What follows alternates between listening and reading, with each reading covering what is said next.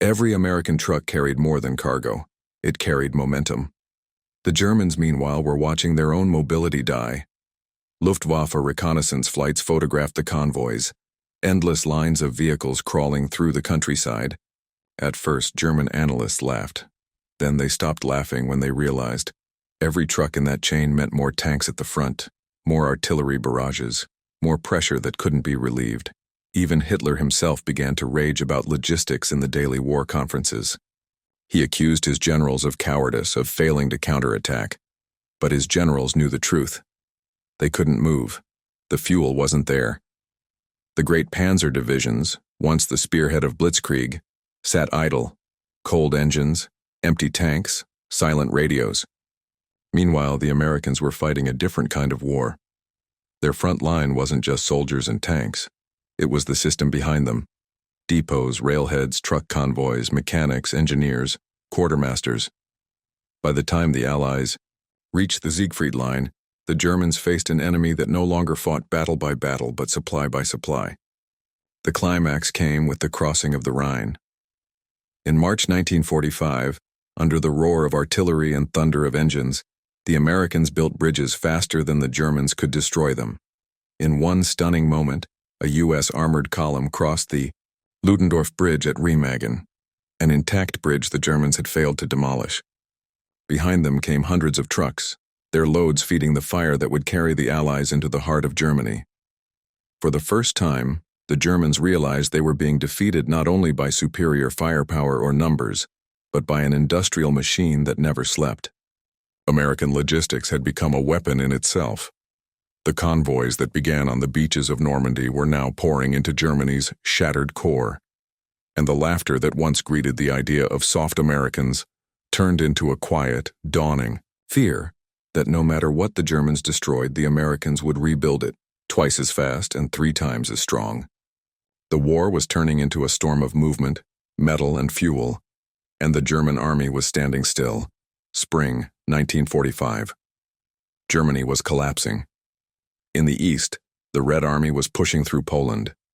In the west, American and British forces were advancing faster than any army in history. What powered that momentum wasn't just courage, it was supply. Behind every division moving through Germany stood 1,000 unseen hands, American drivers, mechanics, clerks, engineers.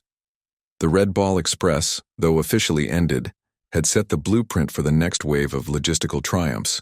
New pipelines, new depots, and newly repaired railways now carried rivers of fuel and ammunition straight into the heart of Europe. As the Allies closed in on the Rhine, the numbers were staggering. By April 1945, the U.S. Army was consuming nearly 1.5 million gallons of gasoline every day. Yet the supply never broke. Ships crossed the Atlantic in convoys, unloading at Antwerp, Le Havre, and Cherbourg. From there, trucks rolled through depots in Belgium, France, and Luxembourg, an industrial artery feeding millions of men. German generals couldn't understand how such a system even functioned. In their war diaries, many recorded disbelief that an army could maintain that scale of movement. Field Marshal Albert Kesselring admitted later, "The Americans' supply organization was like a force of nature. We could only react, never control." Captured panzer crews told similar stories. Their tanks sat idle for days, waiting for fuel that never came. Commanders ordered units to abandon vehicles, retreat on foot, or burn their equipment to deny it to the enemy. The Americans, by contrast, kept advancing. From Cologne to Frankfurt and finally to the Elbe, armored columns flowed across the ruined roads. When bridges fell, engineers built new ones in hours. When railways broke, they laid temporary track. When supply dumps were bombed, replacements arrived before the smoke cleared. Every American soldier began to understand that logistics, not glory, was winning the war. They joked that gasoline was the blood of victory. Meanwhile, the German army was bleeding out. Fuel rations for tanks were measured in liters. Trucks sat in fields as static bunkers. Soldiers scavenged food from civilians. The once proud machine of Blitzkrieg had turned into a desperate, starving shadow of its former self.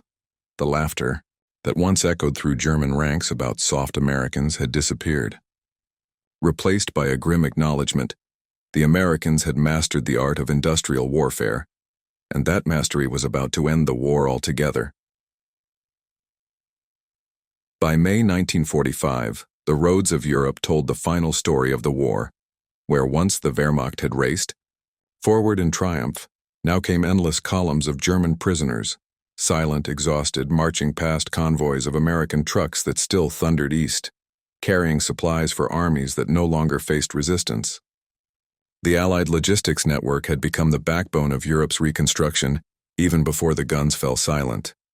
Fuel depots turned into relief centers. Supply trains began carrying food instead of shells. Engineers who had built bridges for tanks now repaired them for civilians. The same system that had crushed the Third Reich was now feeding the continent it had liberated. In the ruins of Germany, American officers inspected the scale of their achievement. From June 1944 to May 1945, U.S. forces had delivered over 18 million tons of supplies in the European theater. That included more than 400,000 trucks, 3 million tons of fuel, and enough rations to feed an army of millions every day. No military in history had ever operated with such precision and speed across an ocean, across nations, across an entire continent. Captured German generals were stunned. Many, during post-war interrogations, admitted they had underestimated the Americans not in combat, but in organization. They had prepared for soldiers, not for a machine that could manufacture war faster than it could be fought. Field Marshal Gerd von Rundstedt, once the commander-in-chief of the Western Front, remarked bitterly, "We fought men but were defeated by their factories." It was true. For every tank destroyed, another rolled off an assembly line in Detroit. For every truck lost, another convoy arrived from Le Havre. For every gallon of fuel burned, another tanker ship was already halfway across the Atlantic. By the time Germany surrendered on May 8, 1945, the American logistical engine had reached its peak, an unstoppable, self-sustaining organism that could move entire nations. In the ashes of the Reich, amid the silence of surrender, one truth stood clear. The Germans had underestimated not the American soldier, but the American system, and that system had carried victory from the factories of Michigan to the streets of Berlin.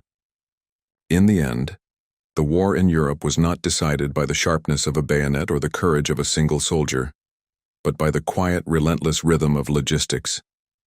What began as an industrial miracle in America became the backbone of Allied victory. Every truck, every crate, every gallon of fuel represented not just material, but a nation's will to sustain freedom across an ocean. The Germans, who once defined warfare through speed and precision, were outmatched by something greater, a civilization that could produce, deliver, and rebuild faster than any army could destroy. When German officers laughed at American abundance, they didn't understand that abundance itself was power. Power measured not in tanks or guns, but in organization, efficiency, and faith in collective effort. The convoys that roared across France weren't just symbols of industrial strength. They were a reflection of unity. Millions of ordinary workers, drivers, mechanics, and planners moving in rhythm toward one purpose. By the time the guns fell silent, the lesson was clear. Modern war wasn't only fought on the battlefield. It was fought in the factories, the docks, the rail yards, and the roads. And in that war, the war of supply, endurance, and will, the United States had proven unstoppable. The laughter had long faded. What remained was respect, and the realization that the true weapon of victory was not steel or fire, but the power to keep moving forward, no matter the cost. The drivers of these convoys faced constant danger. German aircraft strafed the roads, ambushes struck at night, and exhaustion haunted them. But they kept driving, through rain, mud, and wreckage.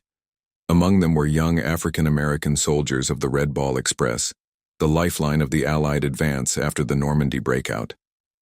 From August to November 1944, more than 6,000 trucks roared day and night between the Normandy beaches and the front lines in northern France. They moved over 400,000 tons of supplies, often under fire and without rest. One driver later recalled, "We were hauling everything: food, Ammo, gas, anything that would kill a German or save a GI. We didn't stop. Not for sleep, not for shells. We just drove. To the Germans, it seemed impossible. Their own armies were starving for fuel, their tanks abandoned for lack of spare parts. Yet the Americans never seemed to run out. Convoys appeared like clockwork, moving with machine-like rhythm through chaos. The Wehrmacht had always believed logistics followed battle. The Americans proved logistics was the battle. While American convoys thundered across France, German supply lines crumbled under their own weight. The Wehrmacht had never truly recovered from its logistical miscalculations in the East. By 1944, those same flaws followed them to the Western Front. Their trucks ran on synthetic fuel that was scarce and unreliable. Railways, the veins of their war machine, were shattered daily by Allied bombers. Bridges lay in ruins. Trains burned in their stations. The German army that had once moved with lightning speed was now trapped in mud and memory. Even at the height of their power, German logistics had been built on improvisation. The early blitzkrieg campaigns had relied on capturing enemy fuel and supplies. That gamble worked in 1940, but not in 1944. Now, surrounded by destruction, there was nothing left to capture. German soldiers began to feel the collapse firsthand.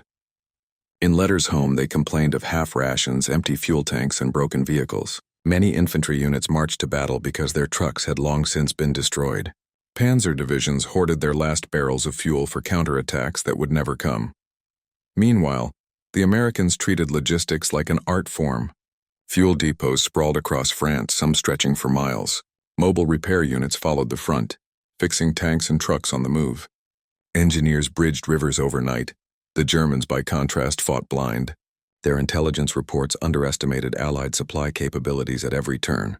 When the Red Ball Express began moving, German officers believed it was a temporary effort, a burst of activity that would soon slow. It never did. American logistics officers spoke a different language of war, one of flow, tonnage, and timing. To them, combat power was measured not just in divisions, but in gallons of gasoline and tons of ammunition delivered per day. As autumn fell over Europe, the difference became fatal. While German tanks sputtered dry, American armored columns rolled forward with fresh fuel and food. When bridges collapsed, they were rebuilt within hours. When roads turned to mud, engineers laid steel mesh to keep convoys moving. In Berlin, staff officers stared in disbelief at reports showing Allied movements powered by logistics alone. "It is not possible," one noted in his diary. "No army could move this fast." But it was possible, and because behind every rifleman, behind every tank, stood a system Germany had mocked from the start. And that system was about to decide the fate of the war. June 1944, Operation Overlord. The invasion of Normandy had begun, and with it came the greatest logistical challenge in military history. The beaches of France were alive with motion. Bulldozers clearing wreckage, cranes unloading crates, and trucks roaring inland along dirt roads that didn't exist a week earlier. To the German high command, the Allied landings looked fragile at first. A force that depended entirely on supply ships and temporary harbors seemed doomed once the weather turned. They believed the Allies would collapse under their own weight before winter. They were wrong. The Allied machine, powered by American logistics, expanded with breathtaking speed. Within 2 weeks of D-Day, over 300,000 men, 50,000 vehicles, and 500,000 tons of supplies had crossed the channel. Every bullet fired, every meal eaten, every tank fueled came from that endless stream. When the Allies broke out of Normandy in July, the real test began. The front surged forward faster than anyone expected, 400 miles in just a few weeks. The supply lines had to stretch across a landscape still scarred by war. Ports were destroyed, railways in ruins. Most armies would have slowed. The Americans accelerated. The answer came in the form of an idea, the Red Ball Express. A non-stop convoy system linking Normandy's depots to the front lines near Paris and beyond. Day and night, thousands of trucks thundered down the narrow French roads marked only by red circles on wooden signs. Drivers ran 700 miles without sleep, pushing through mud, fire, and fatigue. Between August and November, those convoys delivered over 12,000 tons of supplies per day. Gasoline, ammunition, spare parts. Everything the advancing armies needed. The Germans, watching from the other side, couldn't comprehend it. Their own fuel situation had collapsed entirely. Oil fields in Romania had been bombed. Synthetic fuel plants were crippled. Some divisions received less than 10% of their required fuel. Panzer commanders resorted to desperate measures, draining fuel from wrecks, siphoning from abandoned vehicles, even using horse carts to move ammunition. The once mechanized army of Europe was running on fumes. Meanwhile, U.S. armored divisions rolled forward like a moving city, tanks fueled, engines roaring, radios alive. Soldiers joked that they were fighting a war on wheels. For the German defenders, it was bewildering. Every time they believed the Allies would slow, another column appeared. Fresh tanks, endless trucks, convoys that stretched from one horizon to the next. The laughter that once greeted the idea of American logistics had turned into silent disbelief. Because now, the Americans weren't just winning battles, they were outpacing time itself. By the autumn of 1944, the German army was disintegrating not just from combat, but from starvation of supply. Every mile the Allies advanced across France deepened that contrast. Where the Wehrmacht counted every liter of fuel, the Americans counted by the tanker ship. On September 1, 1944, General George S. Patton's Third Army reached the Meuse River, its tanks having raced nearly 400 miles from Normandy. But they were burning through 350,000 gallons of gasoline a day, and still the supply kept coming. Convoys from the Red Ball Express thundered through liberated France, escorted by military police, their headlights glowing through the night. December 1944, the Ardennes Forest. Snow fell in silence over the frozen woods as a line of German soldiers crouched beside their idling tanks. The air was sharp with diesel fumes and frost. Somewhere beyond the trees, artillery thumped in the distance, dull, rhythmic, and endless. They had been promised a swift counterattack, a lightning strike that would break the Americans and split their lines in two. But the offensive had stalled. Tanks stood still. Engines coughed weakly. A sergeant leaned out from the turret of his Panther, smirking at a captured American truck parked nearby. Its canvas sides bore the white star of the U.S. Army. "They think they can fight with trucks," he muttered, half amused, half contemptuous. Around him the men laughed, weary, brittle laughter from soldiers who had once believed in blitzkrieg. Then, from the western horizon, a low rumble grew. It began as a vibration under the snow, then rose into a steady, thunderous hum. Through the mist, lines of vehicles appeared, headlights glowing like a river of fire. Endless convoys, trucks loaded with ammunition, fuel, rations, and tanks stacked on rail cars. For the first time, the laughter stopped. The Germans realized what they were hearing was not just engines, it was the sound of an entire nation's industry moving as one, and that sound would crush them long before the tanks arrived. In the early years of the Second World War, logistics had been Germany's hidden weapon. The blitzkrieg, that word which terrified Europe, was not just about tanks and speed. It was about coordination. German supply columns followed the panzers with fuel, ammunition, and spare parts in a clockwork rhythm that no other army could match. Each campaign from Poland to France was fueled by meticulous organization.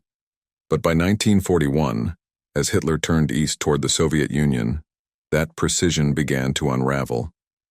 The Wehrmacht's supply system, designed for short, decisive wars, now faced vast distances, brutal weather, and crumbling infrastructure. Trucks bogged down in mud, railways stretched thin, and fuel was always short. Still, the Germans carried themselves with an air of superiority. They believed no one could rival their efficiency. Across the Atlantic, however, another machine was awakening. When Japan struck Pearl Harbor in December 1941, the United States entered the war unprepared for large-scale land conflict. Its army was small, its logistics primitive. Soldiers trained with wooden rifles and trucks shared roads with civilian cars. In those first months, German officers laughed openly at American capability. To them, the U.S. was a factory nation, clumsy, slow and soft. Yet what they failed to grasp was that America's true power did not lie in its existing army. It lay in its ability to build one. Under President Franklin D. Roosevelt's direction, America began to transform itself into what he called the arsenal of democracy. Factories that once made cars now produced tanks and jeeps. Assembly lines that had built washing machines turned to aircraft engines and machine guns. By mid-1942, the scale of this transformation was staggering. Detroit became the heart of a military production miracle. Ford's Willow Run plant rolled out B-24 bombers at a rate the world had never seen, one every 63 minutes. General Motors, Chrysler, and countless smaller companies turned every inch of industrial capacity toward war. But it was not just production. It was coordination. The United States developed a logistical network that reached from the steel mills of Pennsylvania to the deserts of North Africa, from the ports of New York to the jungles of the Pacific. German intelligence began to take notice. Intercepted reports spoke of impossible output, tens of thousands of trucks, ships, and tanks being produced simultaneously. But in Berlin, those warnings were dismissed. Hitler and his generals still believed that quality would triumph over quantity. They trusted their machines, the precision-built Tigers and Panthers, and mocked the crude simplicity of American Shermans and trucks. They understood warfare through the lens of engineering perfection. The Americans understood it through mass and movement, and in modern war, it would be movement, and the logistics behind it, that decided everything. By 1943, the full force of American logistics had begun to reshape the Allied war effort. In Britain, ports overflowed with crates, vehicles, and fuel drums marked U.S. Army. Ship after ship crossed the Atlantic under the protection of destroyers and aircraft patrols, forming an industrial bridge that no submarine could fully sever. The backbone of this supply chain was the Liberty ship, a simple, boxy cargo vessel designed for speed and numbers. Over 2,700 of them would be built before the war's end. Each one could carry 10,000 tons of material, enough to equip an entire armored division. Behind every frontline victory was an ocean of logistics. For every soldier in combat, at least 10 worked to feed, fuel, and arm him. In North Africa, American supply officers learned the art of desert warfare, how to move entire divisions across sand and rock. Operation Torch in late 1942 revealed just how vital organization was. While Rommel's Africa Corps strained to keep its tanks fueled across the endless expanse of the Sahara, American trucks, backed by tireless maintenance crews and fuel convoys, began to roll in from Algerian ports. By 1943, in the final battles of Tunisia, the Germans realized their tactical brilliance was meaningless without fuel. Their tanks could still outfight anything on the battlefield, but they could no longer reach it. When the Allies invaded Sicily and later Italy, the pattern continued. Wherever the U.S. Army landed, engineers followed. Roads were paved, depots erected, and fuel pipelines laid down within days. The Army Service Forces, led by General Brehon Somerville, became the invisible muscle of every campaign. Back home, American factories operated around the clock. Women filled the assembly lines, trucks and tanks rolled off in endless streams, and train cars carried them to ports faster than they could be loaded. The numbers told the story better than words. By 1944, the U.S. was producing one truck every minute. Over 90% of Allied gasoline used in Europe came from American refineries. Single month's output from U.S. industry equaled what Germany could produce in a year. But logistics wasn't just about producing, it was about delivering. The Allies built entire systems to keep supplies flowing seamlessly. The most remarkable of these would soon appear in Western Europe. A network of pipelines and convoys that would carry the war from the beaches of Normandy to the heart of Germany. And when those convoys began to move, the world finally understood what American logistics truly meant. Every great army is built on its fighters, but it endures because of its movers. By 1944, the U.S. Army had created the most sophisticated logistical network in history. It was a system that functioned like a living organism. Every truck, train, ship, and soldier, part of a vast circulatory system that fed the war effort from ocean to front line. Behind the glamour of the airborne drops and armored assault stood men whose names history rarely remembers, and in the quartermasters, engineers, and truck drivers.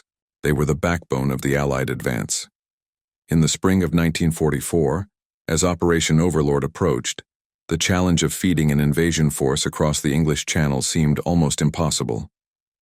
The U.S. Army would have to supply more than 1 million men, thousands of vehicles and millions of gallons of fuel every week, all through beaches that had no ports. The solution was both bold and brilliant. The Allies created artificial harbors, mulberries, massive floating piers and roadways built in secret, towed across the channel, and anchored off the coast of Normandy. Within days of D-Day, they were unloading hundreds of thousands of tons of cargo. But the real genius lay inland. Once the beachhead was secure, convoys began to move, thousands of trucks carrying ammunition, rations, and fuel. They traveled on newly constructed routes carved through the French countryside. These weren't random movements. They were orchestrated, timed to the minute, tracked with meticulous precision. Every drum of fuel had a destination. Every tank of gasoline meant another Sherman could move, another bomber could take off, another offensive could continue.